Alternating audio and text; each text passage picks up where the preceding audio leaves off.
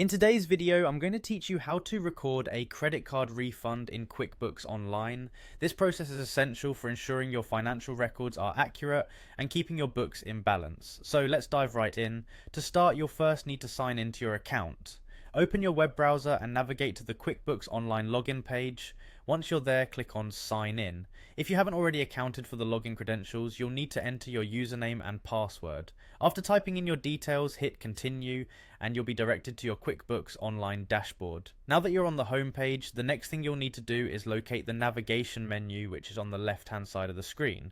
Here you'll find a button labeled New. Click on this button to open a drop-down menu filled with various transaction options. For this process, you'll want to select Credit Card Credit.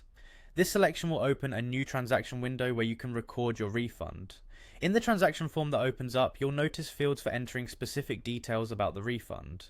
Start by identifying the payee to whom the refund is being issued. The payee could be any vendor or person you originally paid. If you've dealt with this payee before, their information may pop up as you start typing. If not, you'll have to add their details manually. Next, you need to designate the bank or credit card account where this refund should be applied. Choose the account that originally recorded the expense to keep your entries aligned and accurate. If you're unsure which account to select, you can check your past transactions for clarification. Now move on to entering the refund amount.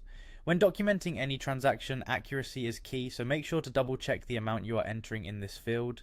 A mistake here could throw off your financial reports, which is best avoided. Once all the details are accurately filled out, the payee, account and the refund amount, your form should be complete. However, it's always wise to give everything a final once over. Ensure all the data you've keyed in is correct to prevent any discrepancies later in your financial statements. The final step in this process is to click on Save and Close. This action will finalize the refund entry and update your records accordingly. By doing this, you've successfully recorded a credit card refund in QuickBooks Online, helping maintain an accurate and up-to-date account of your financial transactions. Thank you for watching, and I hope this guide was helpful for your QuickBooks Online transactions. If you have any further questions or need additional tutorials, be sure to check out our other videos. Happy bookkeeping!